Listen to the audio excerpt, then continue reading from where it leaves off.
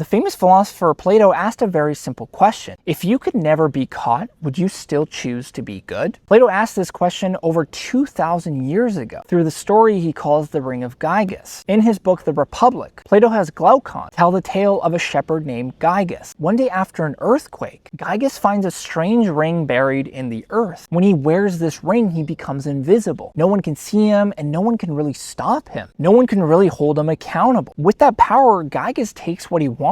He ends up seducing the queen of his kingdom, and then he ends up seizing the throne. From that moment, Plato's question begins. If any person could act without any consequences, would they still choose to live a moral life? See, the ring exposes a deeper problem within our own human nature. Do people live ethically because they value goodness itself, or because they fear the loss of reputation, or maybe punishment that they will receive? Glaucon argues that morality exists through necessity, that laws and social rules are just agreements between people who fear harm. He believed that if everyone could possess the Ring of Gyges, morality would vanish overnight. But Socrates in the Republic actually disagrees. He claims that justice is not an external rule, but instead is an inner harmony, a balance between reason, spirit, and desire. For him, doing something wrong harms the soul itself, and that damage is far worse than any punishment that someone could do to you. Plato's ancient story feels strangely familiar to modern time. In a world of social media where it is very easy to be anonymous, many people act as though they have the Ring of Gyges, saying things they would actually never say in person. But it all circles back to the same question. How do we act when we know we will not be seen? And even in private life, the Ring of Gyges appears in moments where we can cut corners or we can betray others. Every choice under invisibility becomes a mirror of who we truly are as people. If no one could see you in your life, would you still recognize yourself?